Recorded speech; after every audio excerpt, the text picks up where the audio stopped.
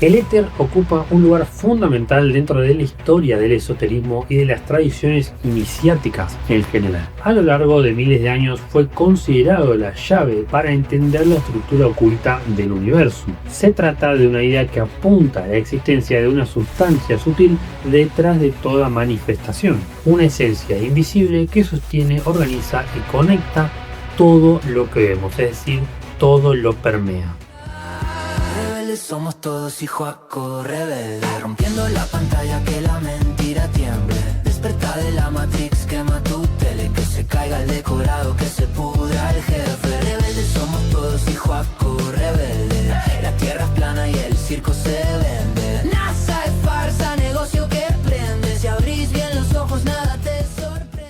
Diversas corrientes filosóficas, religiosas y esotéricas recurrieron a lo largo de la historia a conceptos como el éter para intentar explicar fenómenos que a simple vista o con la materia parecían ser imposibles. Desde los movimientos de los astros hasta la propia naturaleza del ser humano, el éter apareció una y otra vez como el principio que enlazaba los distintos niveles de realidad, el macro con el micro. Para Aristóteles, que como siempre digo, no importa si existió como personaje histórico literal o no, muy probablemente no haya existido, pero nos interesa la filosofía que hay por detrás. El éter constituía este famoso quinto elemento del universo. Pero a diferencia de la tierra, el agua, el fuego y el aire, este quinto elemento no pertenecía al mundo terrestre, sino que formaba la materia de los astros y era el responsable de su movimiento divino en el firmamento. Y eventualmente el esoterismo occidental heredaría esta noción del éter, del neoplatonismo y de la tradición hermética, por lo que pasó a ser entendido entonces como una forma superior de la materia, es decir, un estado distinto, una realidad incorpórea que servía de puente entre el mundo y lo celeste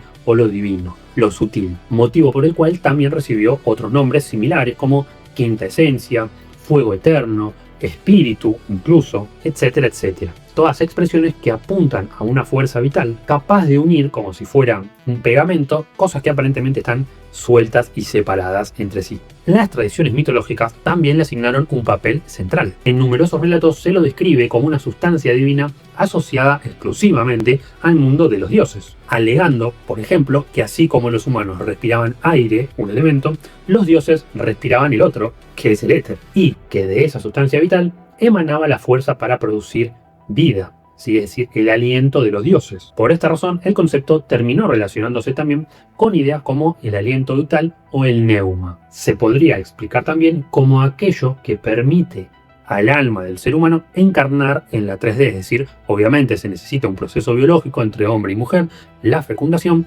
pero esa fecundación necesita también, además de lo biológico material, algo divino que se le introduzca, ¿sí? Lo que entenderíamos como alma o conciencia o el nombre que cada uno le quieran poner. De algún lado eso vino y algún canal tuvo que utilizar para aparecer allí. Ateos materialistas nos van a decir, no, pero Juaco, no tenés, en realidad es que es el espermatozoide más rápido y llega perfecto, todo perfecto, pero esa es la manifestación física, ¿sí? Pero también recuerden que todo es dual. Yo no estoy negando la parte física, química, biológica. De hecho, la medicina germánica lo explica muy bien. Pero todo tiene también su parte espiritual, sutil, divina, celeste, ¿sí? Es todo una parte y otra es la polaridad, la dualidad. Esto es así y así funciona. Entonces, esa es la manifestación física, perfecto. Ahora, ¿en qué momento, cómo y cuándo, sí, encarna esa alma o ese espíritu, aunque para mí no son lo mismo, pero se entiende, en este nuevo ser humano que obviamente tiene que desarrollarse, crecer y después nacer, obviamente, ¿no? Ese conducto mediante el que encarna en esta 3D también es lo que se entendería, relacionándolo con el aliento vital de los dioses, como el éter, ¿sí? Es ese conducto que permite la entrada a la vida. Por eso el aliento de los dioses que podían soplar en los mitos y crear vida o seres nuevos. Bien, de hecho, en el propio Génesis, si nos vamos a la tradición judio-cristiana occidental, vamos a ver que Dios creó con el sonido, ¿sí? Con la vibración. Dios dijo tal y tal cosa, ¿bien? Es decir, el aliento de vida. Otra vez tenemos todo esto relacionado con la palabra, bien, el sonido, la vibración. Viene justamente de tradiciones más antiguas que la Biblia que nos hablan del éter. Lo que pasa es que lo vamos a encontrar con distintos nombres y por eso puede ser medio confuso. Pero si prestamos atención, siempre nos están hablando los relatos, no solo religiosos, sino en general los relatos míticos, que como saben tienen mensajes encriptados que no se deben interpretar de forma literal. Vamos a ver que nos están hablando del éter. Platón menciona el éter, por ejemplo, en el Timeo, al describirlo de de una forma como si fuera algo más puro que el aire, básicamente. Aunque, sin embargo, fue Aristóteles posteriormente quien desarrolló de forma más profunda las ideas relacionadas a este concepto. Según Aristóteles, los 4 elementos estaban sometidos al cambio constante, como todas las cosas dentro de esta existencia, y sus movimientos eran lineales, mientras que, por otro lado, el éter era eterno, incorruptible e inmutable, y su movimiento, además, no era lineal, sino circular, razón por la cual también explicaban los movimientos celestes. No tenemos que perder de vista que estos muchachos eran pitagóricos, ¿sí? Que básicamente son los antecesores o los precursores, podríamos decir, del modelo heliocéntrico copernicano que después terminarían institucionalizando los jesuitas. Bien, pero todo arranca con los pitagóricos y su creencia filosófica de que la esfera es la forma perfecta divina, la manifestación de la divinidad, y por lo tanto el reino que habitamos debía ser una esfera también. Después viene todo lo del sol y las estrellas girando alrededor del sol, ¿sí? O viceversa, puede ser geocéntrico pero considerarla una esfera igual. Entonces, cuando ellos nos hablan de movimientos circulares, sí entendemos que se están refiriendo al sistema solar tradicional, y obviamente nosotros tenemos una cosmovisión distinta que es la terraplanista, pero no importa, porque podemos aplicarlo de la misma forma. El movimiento de los planetas, en este caso, ¿en dónde sería? En el firmamento, y también tiene una especie de trayectoria circular. O no circular exactamente, porque si los vemos como si estuviéramos desde arriba, generalmente suelen hacer formas o figuras increíblemente hermosas, como por ejemplo Venus, que al cabo de todo su ciclo, patrón que se repite, forma una flor. Y así con todos. Pero en general podemos decir que está moviendo así de forma circular, con alguna variación, en el firmamento eternamente a través del tiempo. Entonces, eso sí, podemos coincidir filosóficamente hablando, ellos se lo atribuían a este éter que todo lo permeaba y permitía esos movimientos celestes. Aristóteles también sostenía que este elemento no tenía las mismas características que los demás que sí podemos experimentar de forma directa en la Tierra. Es decir, no era ni caliente ni frío, ni húmedo ni seco, etc. En el mundo antiguo, los magos y alquimistas también tomaron esta concepción y empezaron a referirse a él como la quinta esencia, es decir, aquello que se encuentra más allá de la materia ordinaria. Eventualmente, en alquimia, esto terminaría estando muy ligado a lo que conocemos como la piedra filosofal, ¿bien? Que es básicamente ese elixir que todo lo puede convertir en oro, que es la panacea universal, porque es el remedio universal que todo lo cura. Obviamente hablando en términos materiales, ¿no? Ya si nos vamos a algo más metafísico, entenderíamos la piedra filosofal justamente como algo interno, no exotérico, sino esotérico, propio de transformación espiritual, crecimiento, autoconocimiento, etcétera, etcétera. Pero en cualquiera de sus dos aristas, esto viene linkeado del mundo platónico y pitagórico de la mano de la concepción del éter, como algo que trasciende la naturaleza terrestre. Bien, obviamente después cada uno lo fue aplicando a su propia disciplina, en este caso los mencionados alquimistas. En la teogonía de Hesíodo, por ejemplo, que es una de las fuentes más importantes de la mitología griega, Éter aparece incluso como una divinidad primordial, es decir, como antropomorfizado, ¿sí? Como una entidad que existe, consciente. Y nace en el mito de la unión entre Erebo, la oscuridad profunda, y Nix, la noche eterna. Es decir, esta perspectiva simbólica, mítica, que sugiere. Básicamente nos está diciendo que la luz primordial surge desde el seno mismo de la oscuridad cósmica, o básicamente lo que los masones interpelaron en su lema, orden en el caos. Bien, es decir, primero tiene que haber un caos para que surja la divinidad. O primero algo tiene que caer para volver a levantarse, es el simbolismo de la ave fénix, que tampoco se lo inventó la masonería, sino que lo tomaron, etcétera, etcétera. Mismo en el Génesis, ¿sí? Volviendo un poco para ahí, podríamos relacionar, por ejemplo, que Dios dijo que las tinieblas ya estaban allí, ¿sí? Es decir, todo de la oscuridad hasta que Dios dijo, hágase la luz. Pero ¿qué había antes de la luz? Porque Dios ya estaba ahí. ¿Se entiende? Y lo que había primero es la oscuridad. Y esto no es ni porque sea un concepto satánico, ni porque esté errado, ni porque bla, bla, bla. Cada uno después puede sacar su propia conclusión. Pero recordemos que la Biblia no es el primer texto mítico religioso que exista. Bien, hay muchos antes, de hecho las culturas que estamos mencionando son anteriores, y justamente toman conceptos de ahí. Entonces, evidentemente, en esta sabiduría ancestral se sobreentiende que toda luz, en este caso éter, porque estamos hablando específicamente del éter, proviene primero de una oscuridad inicial. O, por ejemplo, los misterios órficos desarrollaron aún versiones más complejas de lo que se conoce como éter. En algunos signos aparece como una entidad primordial vinculada al origen de los dioses y participa, por ejemplo, en la creación del huevo cósmico del cual nace Fanes, la divinidad luminosa asociada al nacimiento de la creación. Recordemos que el huevo cósmico no es más que la simbología del infernos, la tierra y el cielo, ¿sí? Son las tres capas que incluso podríamos poner el símbolo de la masonería ahí abajo y nos quedaría perfecto incluso con el sol y la luna, o visto desde arriba, el yin y el yang. Se los voy a poner en pantalla para que sepan de lo que les estoy hablando. Obviamente estos mitos hay que entenderlos justamente de forma encriptada y no literal. Esto no quiere decir que hayan existido estos dioses, igual que tampoco existieron literalmente los de la Biblia. Bien, es un relato más dentro de todos los relatos que hay que tenemos que sacarle el jugo para poder comprenderlo. Obviamente las preguntas trascendentes del ser humano siempre se responden desde el paradigma de la religión, que es el religare con lo divino. Bien, por eso hay tantos universales y arquetipos que se repiten, como bien explicaba Carl Jung, en los relatos míticos a través de las diferentes épocas, culturas y cosmovisiones en general. Pero todo nos habla más o menos de lo mismo. Por eso estamos viendo tantas cosas parecidas, en este caso específico, hablando del éter. Luego, en el neoplatonismo, filósofos como Plotino enseñaban que toda la realidad surge de las emanaciones procedentes del uno, el principio absoluto del cual nace todo lo existente. Y dentro de esa cadena de manifestación, el éter ocupaba una posición intermedia, es decir, un paso entre el mundo divino y el material. Los neoplatónicos también elaboraron una serie de prácticas espirituales destinadas a establecer contacto con los planos superiores de la existencia. Entre ellas se encontraba lo que conocemos como teurgia, que sería la base sólida posterior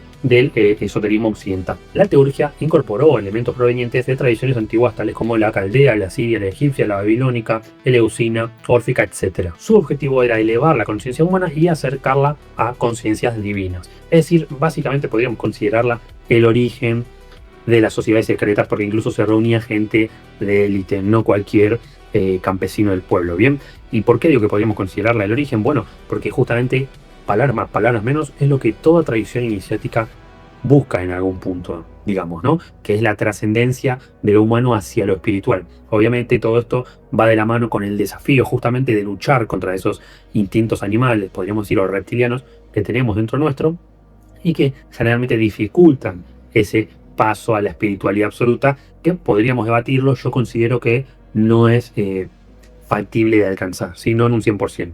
Hay que entender que esto es una dualidad y tenemos ambas cosas y eso no está mal.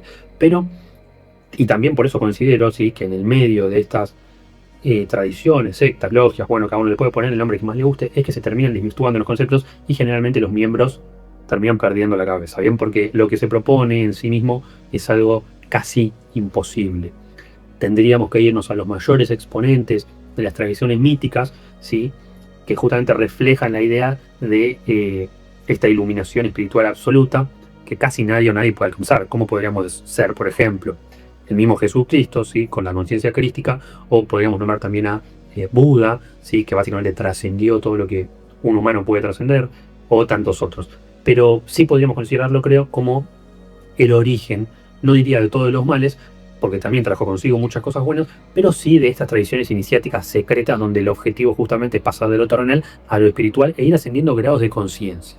Bien, que puede ser bueno como teoría filosófica aplicable en tu vida y en tu día a día, el conocimiento de las leyes universales, o tal vez mediante justamente el saber aplicar ciertas herramientas en tu día a día, pero que llevado al extremo, como suelen hacer, termina descolocando al individuo. Bien, eso quería aclararlo. Pero bueno, volviendo a la teurgia, justamente el éter, ¿qué función cumplía? Era concebido como el medio mediante el cual justamente podían comunicarse con planos superiores. Es decir, ese vehículo o conducto que conectaba al ser humano con algo más allá. Es decir, básicamente lo que expliqué hace un rato de cómo encarnamos dentro de un cuerpo en formación en la panza de nuestra madre, ¿sí?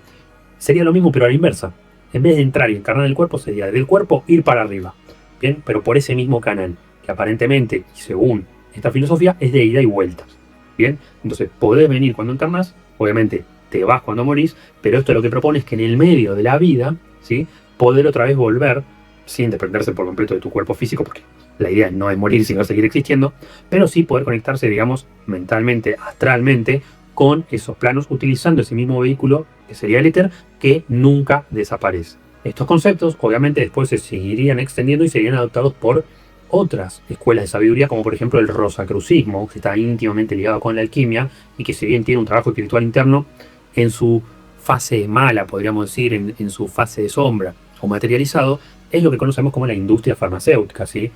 Farmaqueia y Mamón, en el relato mítico, eso lo expliqué en otro video que lo ponen a ver, está acá en el canal, y obviamente todos los laboratorios, las vacunas y las familias aristocráticas que gobiernan esa parte. Por eso es que sí hay una línea continua entre los misterios de la antigua Grecia, la antigua Roma, incluso antes, después con la Edad Media o el Renacimiento y eventualmente con la época moderna que tenemos actualmente. Es decir, sí vienen, por eso siempre decimos que todo esto, el simbolismo, las familias que gobiernan, etcétera, etcétera, las logias pudieron haber cambiado de nombre o no, vienen de hace 1000, 2000, incluso más, 3000, 4000 años de antigüedad. Bien, todo esto viene hace mucho. El sistema que estamos viendo hoy en día, con sus cosas buenas y malas, es casi que la concreción de algo que se viene trabajando hace mucho tiempo. Y hoy estamos en la parte del simbolismo. Bien, a medida que estas ideas se fueron difundiendo, también fueron adoptadas por los teósofos cristianos de los siglos XVI y XVII. Esta corriente, muy diferente a la posterior y moderna teosofía popularizada por Helena Blavatsky, intentó armonizar el cristianismo místico con elementos provenientes de la alquimia, la cábala, el hermetismo, etc. Y entre sus principales representantes aparece Jacob Boehme, cuyas enseñanzas describen a un universo atravesado por una energía viva que estructura y anima toda la creación. De ahí viene anima, el ánima, el alma, ¿sí? También está muy relacionado con estos conceptos. Según Boehme, Dios se manifiesta mediante una energía invisible que impregna todas las cosas y sostiene el orden cósmico armónico. Y a esta energía la denominó luz espiritual o, en su efecto, tintura celestial. Durante los siglos XVIII y XIX, el concepto sufrió unas leves transformaciones, no muy alejado de lo que se entendía que era, pero sí algunos puntos distintos. Por ejemplo, la aparición de corrientes como el mesmerismo o el ocultismo hicieron que el éter comenzara a describirse como una especie de fluido magnético presente en toda la naturaleza, lo que actualmente los científicos ateomaterialistas del sistema heliocéntrico modelo copernicano nos quieren llamar o atribuir al éter como antigravedad o antimateria, ¿sí? La antimateria, es decir, si yo quito todo, ¿qué queda? Queda algo. En el vacío hay algo, no está vacío. Bueno, es la antimateria lo que ellos le quieren atribuir, obviamente, eso es lo que sostienen entonces los planetas y el universo. Es decir, básicamente lo que hacen siempre, están agarrando un concepto, ¿sí? Filosófico, metafísico, energético, espiritual, o algo que existe o se observa o se siente en la realidad, lo agarran. Como son satanistas, no porque creen en un señor rojo con cuernos, sino porque justamente son opositores a la naturaleza y todo lo invierten y crean un sistema artificial sobrenatural que hacen, agarran este concepto y lo materializan en lo que a ellos les conviene, ¿sí? De forma científica. Es decir, exoterizan lo esotérico y ahora te dicen, bueno, mira, lo encontré. El éter, no, eso no existe, es esto, es la antimateria. Acá está, mira, la podemos medir, yo te hago una cámara de vacío y la puedo medir, acá tenemos la antimateria y ahora vamos a hacer un propulsor de cohete para ir al espacio a buscarla, bla, bla, bla. ¿Se entiende? Es decir, eso es lo que hacen, por eso le decimos satánicos. Eso podría ser una forma de éter en la actualidad, porque obviamente nunca reconocen que el éter existe como tal, porque eso conllevaría a reconocer un montón de otras cosas que afectarían en la cantidad y la calidad de la administración de los recursos naturales, ¿sí? La distribución, por ejemplo, de la energía etérica inalámbrica que proponía, por ejemplo, Tesla, etcétera, etcétera, etcétera. Pero sin irnos muy lejos, volvamos, después de esta aclaración, a siglo XVIII y XIX. El creciente contacto de aquella época entre Europa y Oriente permitió descubrir notables semejanzas entre el concepto de éter occidental y antiguas tradiciones de la India. Por ejemplo, uno de los paralelos más importantes surgió con la noción de Akasha. Las doctrinas védicas presentan al Akasha como la sustancia primordial a partir de la cual emergen todos los elementos. Es decir, vemos cómo otra vez en otra cultura y en otra región, en otro territorio, están hablando de lo mismo con diferentes palabras. Y obviamente la tradición hindú, digamos, en general, es muy antigua, más antigua que la Biblia, y contemporánea a muchos de los relatos míticos de las culturas antiguas que estuvimos mencionando. Posteriormente, disciplinas como el yoga y el ayurveda conservaron esta idea dentro de sus sistemas filosóficos y terapéuticos. El Akasha continuó siendo el pilar fundamental sobre el que se sostiene toda la creación. Por supuesto, el budismo esotérico también desarrolló conceptos similares. Esto obviamente sí es más moderno, que digamos, ¿no? Por ejemplo, las enseñanzas relacionadas con los nadis y los chakras describen una compleja red de canales o puntos energéticos que recorren el ser humano y que están íntimamente ligados con la vibración y los pensamientos de cada uno. Los chakras son el entramado invisible que atraviesa el cuerpo, organiza la energía vital y conecta a la mente, a la conciencia, con estados superiores, porque obviamente recordemos que siguiendo todos los pasos y los patrones podemos llegar a abrir hasta arriba nuestro chakra corona, que sería el tercer ojo o la glándula pineal, o distintos nombres según la interpretación que le damos. Pero obviamente todo esto lo elige justamente el éter, porque el canal que necesitamos para conectar, ¿qué es? Es el éter, el vehículo que hablábamos anteriormente. Es decir, vemos cómo puede variar los nombres, los colores, la interpretación, pero en general nos están hablando de lo mismo. Por eso yo siempre les digo, aunque ahora estamos hablando del éter, esto sucede, si prestan atención, con casi todos los conceptos universales, preguntas trascendentales o arquetipos.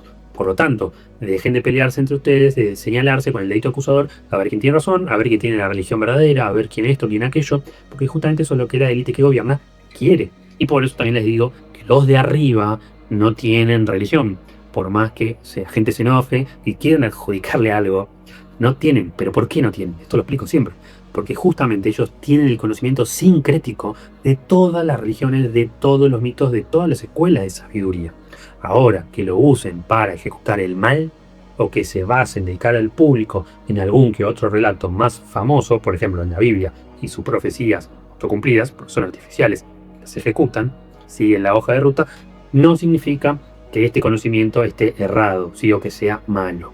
Bien, dependerá de cada uno y su nivel de conciencia cómo lo interpreta, pero no podemos hacernos los tontos o los despistados cuando vemos que todos nos están hablando de lo mismo, y hay verdad trascendente en el mito. Después también tenemos como una especie de derivado de la teosofía, pero modernizada y junto con algunas otras tradiciones, la antroposofía de Rudolf Steiner, ¿bien? Donde el cuerpo etérico es descrito como un campo energético que sostiene la vitalidad física y que también sirve como puente hacia otros estados más elevados de conciencia. De hecho, Steiner adjudicó al éter 4 divisiones, como si hubiera 4 éteres distintos: el de luz, el calor, el químico y el éter de vida, cada uno con una función diferente. Otras tradiciones esotéricas y escuelas filosóficas del pensamiento también le adjudicaron al ser humano la capacidad directa de interactuar con el éter o el plano etérico, ¿sí? Que muchas veces suele entrar también dentro de la bolsa del plano astral. Por lo tanto, la forma de efectivamente comunicarse o de habitar el éter sería a través de los pensamientos o en los sueños, ¿sí? Donde eso que estamos viviendo parece el mundo real. Y en esencia sería plano etérico o astral. Y dentro de este marco aparece uno de los conceptos más conocidos del esoterismo moderno, que son justamente, refiriéndose a la palabra anteriormente mencionada, los registros akáshicos. Esta idea surge principalmente dentro de la teosofía y después se termina expandiendo a otras versiones o escuelas más contemporáneas. Básicamente los registros akáshicos son concebidos como una memoria universal almacenada dentro del tejido etérico del cosmos. Cada experiencia, cada emoción, cada acción o pensamiento dejan una impresión permanente en esta dimensión invisible o etérica. Es decir, nada desaparece realmente, sino que todo queda registrado dentro de una gran matriz energética que conserva la historia completa de la humanidad y de los seres vivos. Y si bien esto puede sonar medio loco, medio New Age, en realidad es bastante acertado. Puede explicarse con otras palabras, como por ejemplo con términos como la psicoesfera o el inconsciente colectivo que escribía el psicólogo Carl Jung. Bien, obviamente en algunas tradiciones vamos a ver estos conceptos un poco más alocados y en otros más bajados a tierra.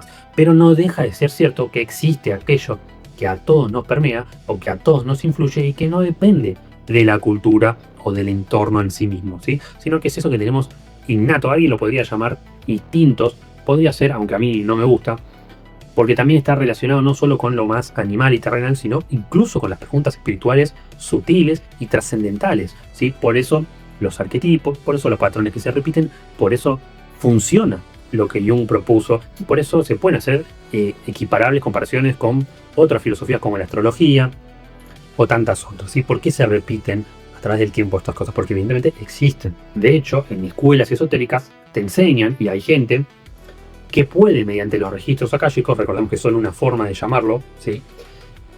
Acceder a esta especie de memoria o inconsciente colectivo y sacar, digamos, data, incluso tal vez para el futuro, pero no porque hagan futurología o vean qué sucede porque el destino está escrito, no por eso, y tampoco caigan en esta cosa, porque últimamente está todo muy viral y todo muy tergiversado y hay que saber filtrar, y yo sé que es complicado, de que, bueno, entonces voy a una regresión en el pasado, veo mis registros akáshicos, mi abuelo mató a mi abuela, entonces yo ahora tengo un trauma, pero ahora que aprendí esto lo sano y me sané mi cáncer, bla, bla, bla. No es así, ¿bien? Obviamente si ven eso, es también una tergiversación de los conceptos que les estoy nombrando.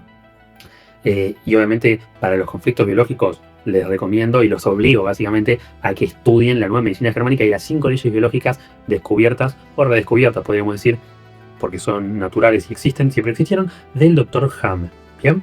Del cual, por cierto, tenemos un informe hablando en el Patreon, en la comunidad rebelde, que está muy bueno. Pueden ir a verlo.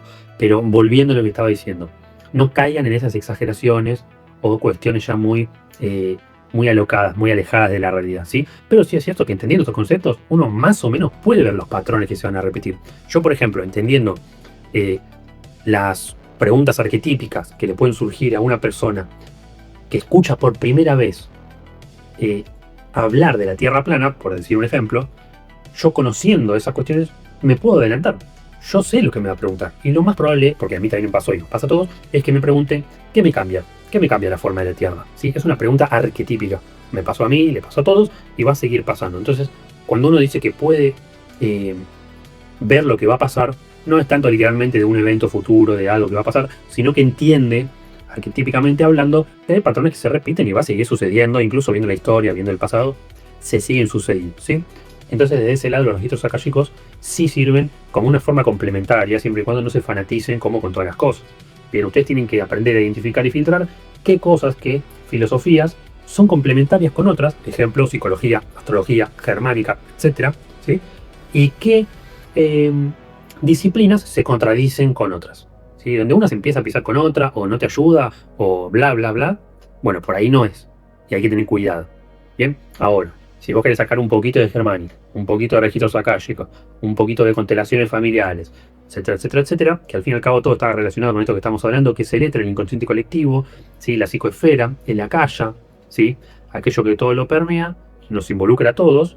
Bueno, me parece bien, y justamente esa es la definición de sincretismo. Está espectacular. Bien, pero cuidado, y tenés que saber filtrar. Pero bueno, obviamente es algo apasionante que viene de hace miles de años, que atraviesa distintas culturas y épocas y que todos intentaron explicar de alguna u otra manera. Bien, algunos intentan utilizar estos conceptos para el mal, algunos intentan tergiversarlos y otros para el bien. Como siempre, como todo, es neutro, existe, nadie sabe explicar bien qué es decir, tenemos una idea de lo que es, como hemos visto en el recorrido cronológico en este video, pero no sabemos exactamente qué es ni cómo interactuar directamente con él. Sí, obviamente tenemos estas distintas disciplinas mencionadas y diferentes prácticas espirituales, ¿sí? Ya sean los sueños, la meditación, los sueños lúcidos, desprendimientos corporales, constelaciones familiares, registros akáshicos, visión extraocular, ¿sí? Etcétera, etcétera, etcétera. Y obviamente está en nosotros aprender a filtrar y seguir investigando y aprendiendo. Pero sin duda es algo apasionante y algo hay porque ahí está. Bien. Entonces, lo principal que les quiero transmitir es que aprendan a darse cuenta, ¿sí? Que esto no es una competencia entre disciplinas, sino que hay que tomarlas todas porque todas nos salen de lo mismo. Sacar lo que nos conviene y dejar lo que no. Esa es la definición de sincretismo, ¿sí? No hay nada malo, no es satánico, no se asusten, ¿sí? No hace falta que se encierren en un dogma. Igual cada uno obviamente es libre de hacer lo que quiere. Pero bueno, espero que les haya gustado.